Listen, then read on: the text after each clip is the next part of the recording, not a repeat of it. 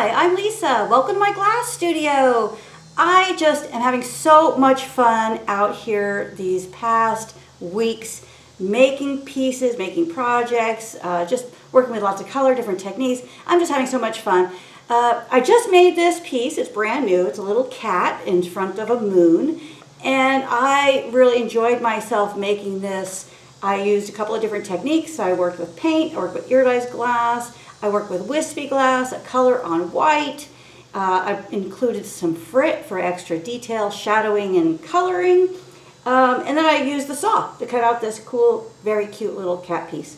So it's tiny, it's small, very manageable piece, gets you in the mood for the season, great for upcoming Halloween if you want to use it for that. Or if you decide not to do, the spooky tree and the bats over here, just makes a wonderful harvest moon kind of piece. We have all these super moons happening back to back, month after month, and I just love going out in the evening, seeing the moon and seeing the different phases of it. So I got moony and I decided to make this project. So anyway, really looking forward to sharing with you how this is made. Here's my cat pattern. This is a 6-inch circle and my little cat here. This is going to be a cat in front of the moon. So I've already cut my wispy white for the background, for the back of the moon. That's going to go right there. I cut this pretty amber circle. These are 6-inch circles. That's going to go on top.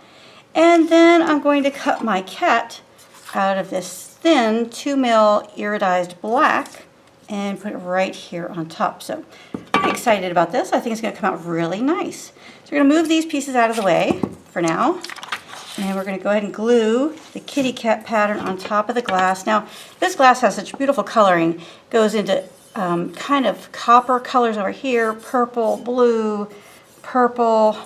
I really like this cat on any of these places, but I don't have a lot of this glass left in my studio, so I want to try to position it so I have the biggest piece left over.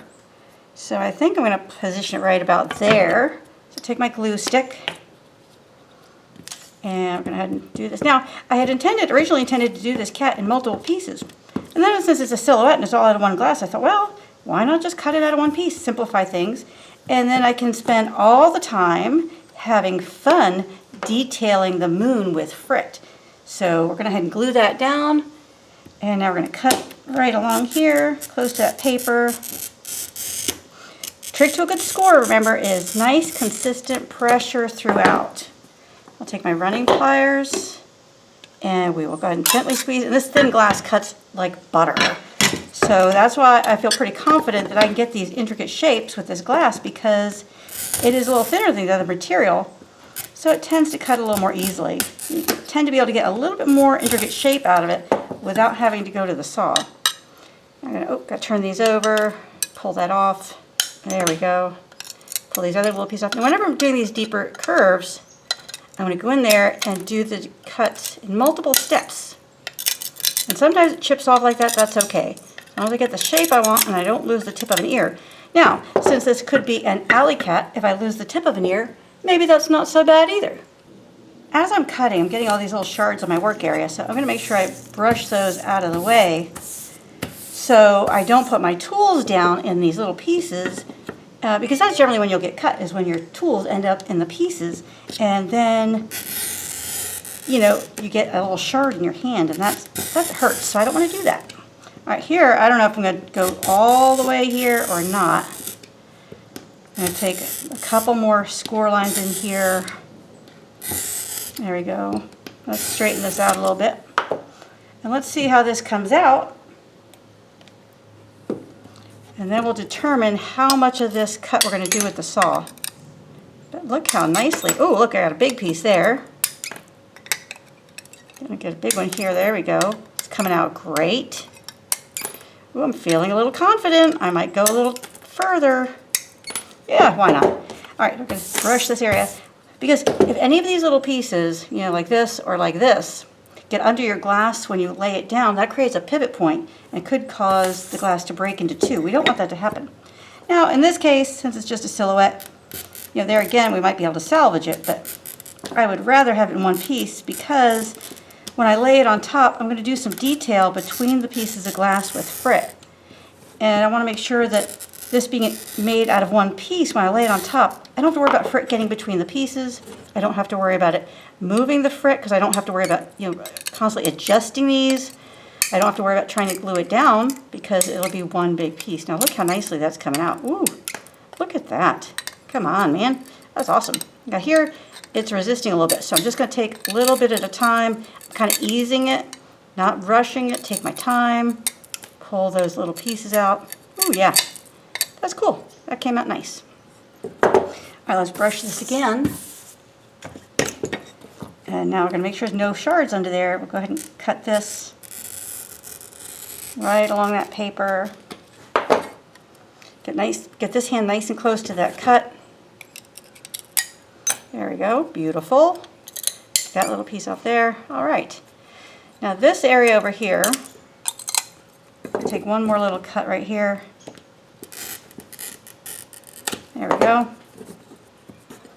Get that little extra piece out of there. Awesome. Okay, now I'm going to take this to the saw to cut that remaining area. And when I do that, the saw is going to wash the paper away. So I've got this silver Sharpie, and I'm going to outline the area that I want to cut right there.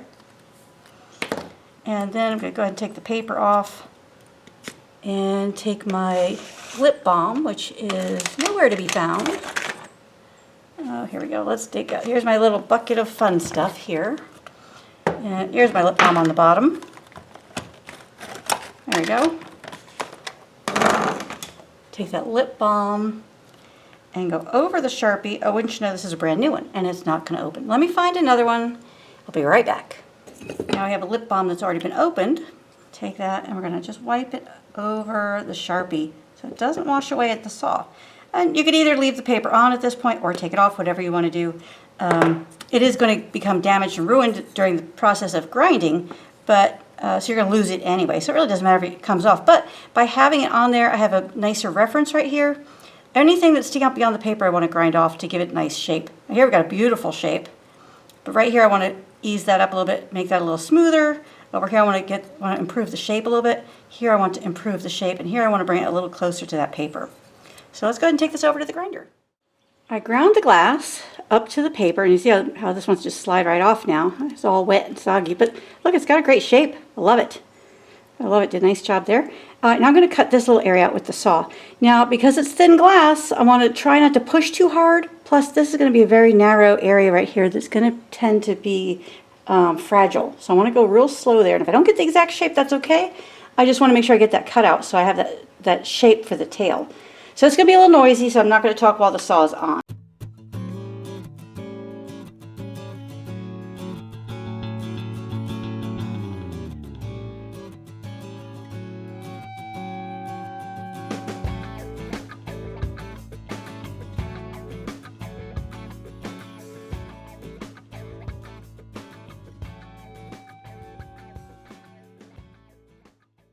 All right, look at that.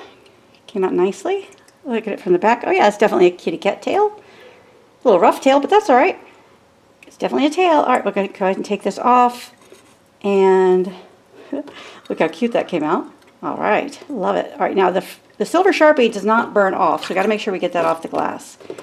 So go ahead and move this paper, get rid of that. I'm going to take this wet sponge, dip it in some water, and clean off that Sharpie. I'm being very, very gentle with this because, again, it's thin glass, and it'll be a whole lot easier to assemble the project if this is intact and in one piece instead of multiple pieces. I think I got it all off. There we go. What an adorable little kitty. I just love that it's iridized. Isn't that fun? Adds a nice little extra sparkle to the design. Now right there, could use a little bit more grinding, but you know what? I'm just going to leave it. I think it's awesome. Right there, got a little bump, but that's all right. We're going to leave that too.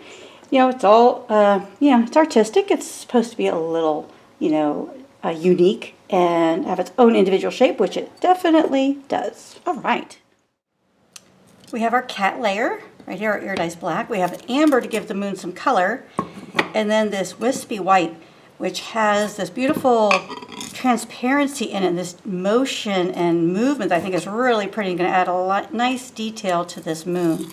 So I'd like to give this moon some craters to make it look a little more interesting because I kind of want this to be a bit of a spooky moon.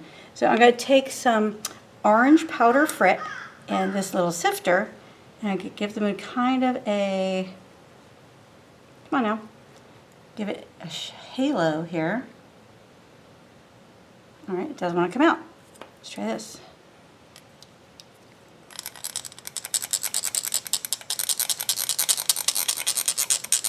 All right, now we're getting some here. This is opal powder. Let's see if I can get to shake it a little bit more. I'd like a little more color than that. Yeah, there we go. Let's get this out of here. Come on now.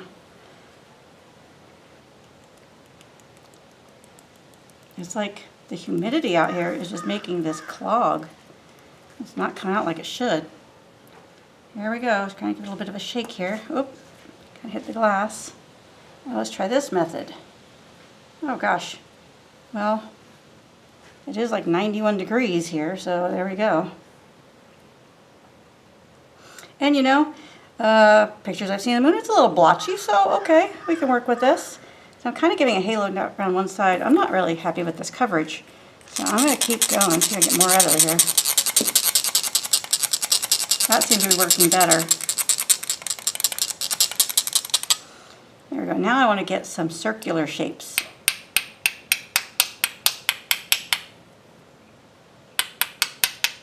I'm going to tap this and kind of go in a little circle. Just make sure that frit is kind of, it's going to make this kind of a multi-circle there. Ooh, yeah, liking the way this is coming out. I want more color on this edge. I want it to be really rich and give it a nice three-dimensional quality.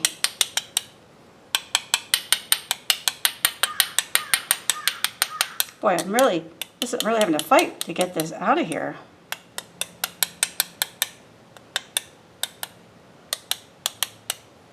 There we go. I really want more down here. Now the cat's going to be sitting there. But I want this to have a nice, soft gradient. Oh, maybe a little more up here, which we didn't really put any there yet. All right, there we go. Now, since I'm only using a single color, I can go ahead and reclaim this by just folding up the paper. All right, I'm going to put a little more here. Make these a little stronger. I mean, what the heck, right? It's a little cat in the moon. You can't get a little crazy with your cat in the moon. When can you get a little crazy? All right, we want circular shapes. There we go. Wow, this thing is really like being difficult today. All right, I think that's pretty good. We're gonna let some of that white be exposed there. Now we're gonna take our yellow, put it on top very carefully so we don't disturb those nice circular shapes we made. Look how fun that is. All right, now I'm gonna take some paint and make a spooky tree. I'm going to use some glass line outlining medium, and black is the color. And of course my label's all messed up because I use this so often and I get it wet with my hands. But I want you to know every time I use this I have to add water and shake it really vigorously to get the consistency of this paint really nice so it flows smoothly. And before I add it to a project, I always do a little test. Oh, I got something on there, some paper towel I guess. Right, there we go. I always do a test on some scrap glass just to see what the flow is like. So let's just see what's happening here. Yeah, flow is good. It's coming out. It's not lumpy, and it keeps coming out the tip. That's great. Now, don't worry about doing that thinking you're going to waste your material, because you can just take your finger and scoop it and put it right back in the jar. So I don't waste any of that. Heck no. Put that right back in the jar. There we go. All right. And then we can just move this out. Well, let's keep that in the screen for another minute. All right. So we'll put the lid back on here. We'll get the rest of that in a minute. And now I'm going to take this little applicator tip, put it on top, and then I get a really beautiful fine line, which is kind of fun. So we're going to start over. Now I have this paper towel so I can wipe the end off, and you want to keep checking that flow.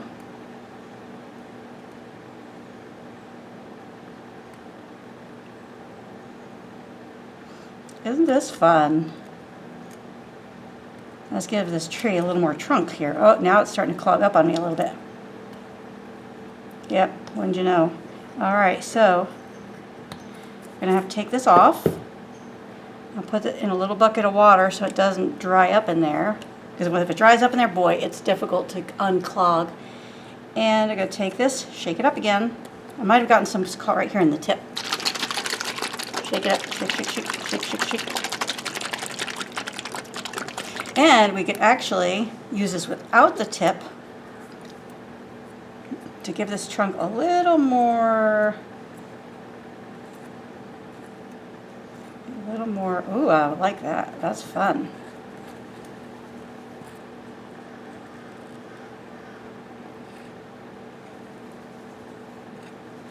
There we go. Ooh, yeah, that's fun.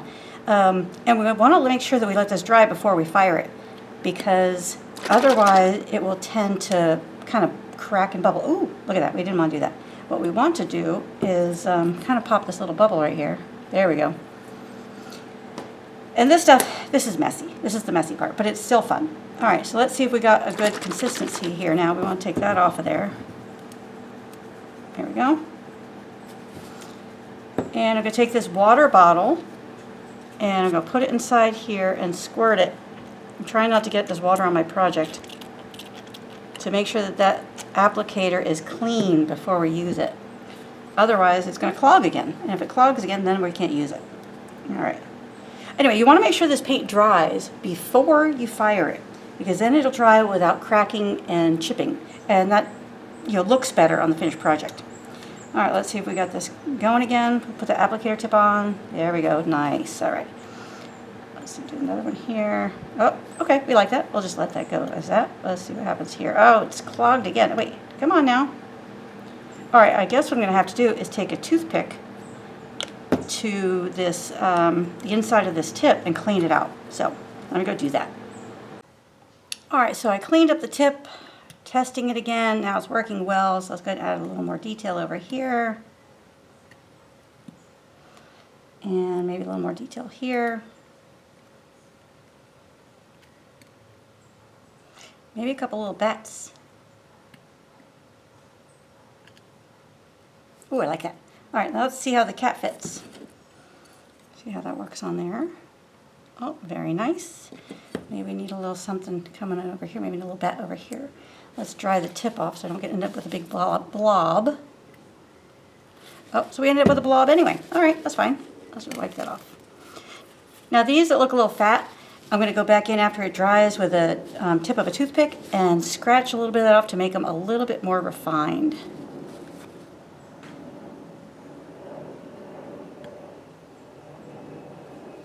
There we go. Okay, so we want to work in odd numbers. We got 5 bats. Let's hover this over the top, see how it looks.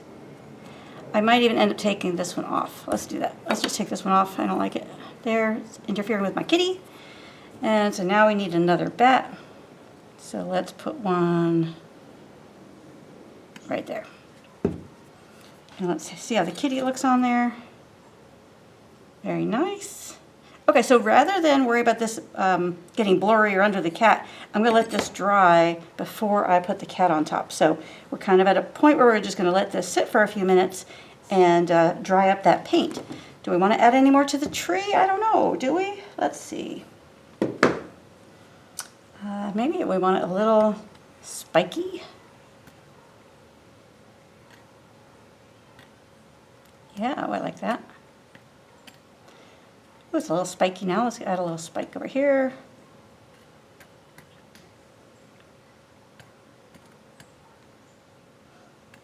Do a little more detail. Look how fun this is, right? And these are going to kind of look like highlights on this side, which I think is kind of fun. I like this kind of scratchy look about it. Kind of like thorny, kind of spiky and stuff. I think that's kind of fun. I'll give it a test here. All right, we still got some pretty good flow going here. All right, I think we're going to call that done. It's looking pretty spooky. We've got our bats, we've got our everything there. So let's go ahead and let this dry for a few minutes and then we'll come back to it. The paint has dried, and now I'm going to take this toothpick. I'm going to go in and kind of give these a little more sharpness, a little more shape. There we go. I'll take this. Oh, let's see. I got a big brush here somewhere. Oh gosh, my bucket of everything. Here's my bucket of everything. It kind of keeps my table cleaner to have all this stuff in here. But then, of course, everything that I want is on the bottom or not here at all. So, all right, where else need a paintbrush? We'll come back to that in a second. Another thing that works really nicely in your studio is Q-tips. They can work nicely to help you clean up stuff. You know, you can use that to kind of, here, I'll blow on that. Ooh, probably not the best thing to do. Ooh, look, that one's nice. Oh, except it looks sort of more like a bird than a bat. But, you know, it's at nighttime, so, of course, it's going to register as bat. That's just what I'm saying. All right, let's do this. These kind of got lumpy here. Let's try something a little different on this one. Scrape there, scrape there. Oh yeah, ooh, that's a little better with a little more of an angle there. Let's try adding a little sharpness to this one. There we go. Oh, that's better. Sharp point, make that little wing there a little sharper. Yeah, that's better. All right, I'm liking that. So the paint was drying so slow. We have a lot of humidity here right now, so I actually put the piece of glass in my kiln. I turned the kiln on to 300 and left the glass there for 10 minutes. Then I turned the kiln off because I noticed the bulk of this was dry. And then I walked away, took my little pup for a walk, came back, and it was just right. So you can also use a blow dryer to dry your paint. I used to have one in my house. I have no idea where it is now, but or a solar energy. You can always put it out in the sun. But today we happen to have cloud cover, so that wasn't really an option. Okay. Ooh, look at that one there. Ooh, that's a nice bat. Let's try to do more of that over here. There you go. Ooh, yeah. Ooh, that's a good one. We're leaving that one like that. Ooh, yeah, that one's coming right at us. Got a lot of body. This one right here looks more like a seagull. Let's see if we can give that one a little more something, something. There we go. Now you could also go into this tree and do some detailing there, but I actually like the tree. I like that it's a little rough. I like that we have some of these little spiky things coming off. And I'm pretty content with the way with these bats are looking. There we go. All right. So I'm being careful, trying not to slide this top piece on the bottom piece. Now let's take our little kitty, make sure it's nice and clean. There we go. Handle her from the edge. And let's see, should we put it right here? Here? Yeah, I think right there. Right there. I think that looks pretty darn good. All right, so we have a kitty. Kitty looking at the moon. Yeah, put it right there. All right, we're going to place this in the kiln, fire it to a full fuse temperature, and then we'll see what we have when it comes out tomorrow.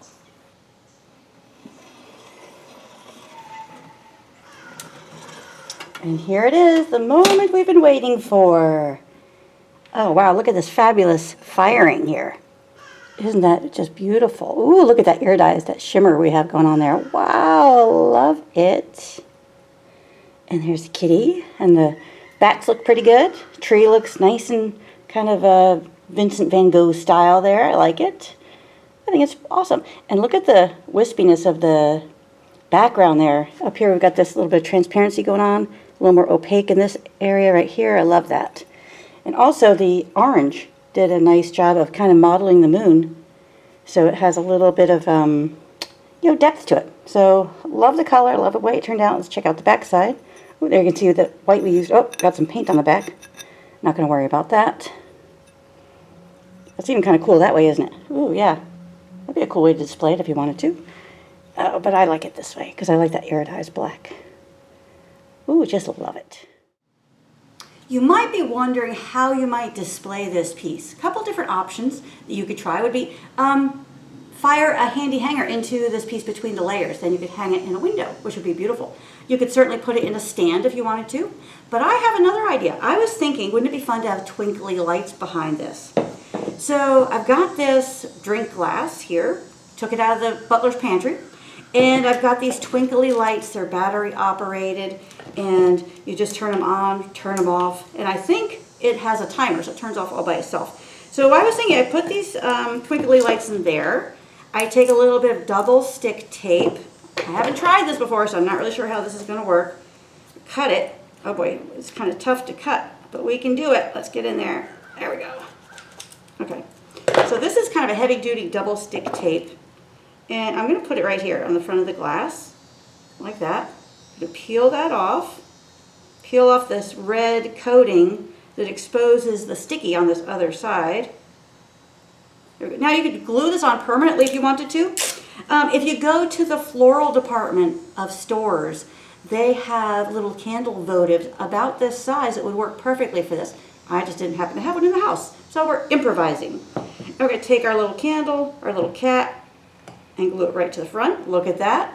It stays on there beautifully. Maybe not so beautifully. This would be an alternate option to gluing it permanently on. And this way, oh gosh, it doesn't want to come off.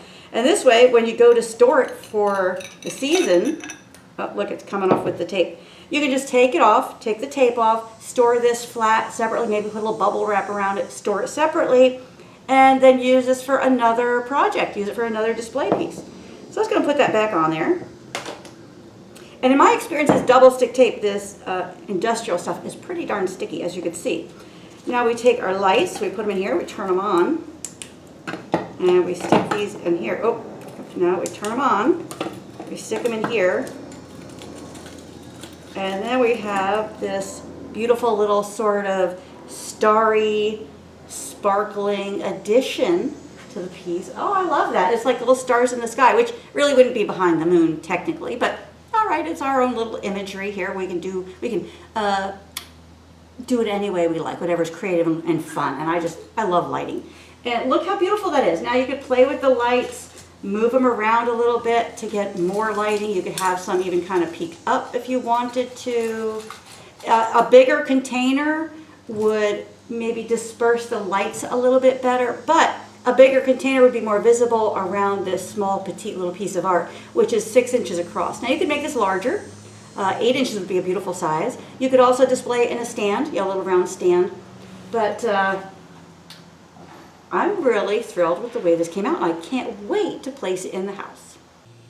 Thanks for joining me. I hope you enjoyed learning how to make this, and I hope you give it a try for yourself. You can get the pattern for free on my website, along with a bunch of other patterns up there for you to download and then build. So make sure you check that out. Also, follow, like, subscribe my YouTube channel, because then you'll get notified when all of my new and exciting videos come out. Plus, we're gaining momentum. We have a bunch of subscribers. We're gaining momentum, gaining subscribers every single week. We just love it. We love your comments. We love your suggestions. So please continue sending those along. It really helps us, encourages us to come up with new ideas, and inspires us to be out here making new projects just for you. Also, become a premium video member. We would love to have you. We have all these different courses. Oh gosh, we have wonderful different topics, different types of technique, different skill levels.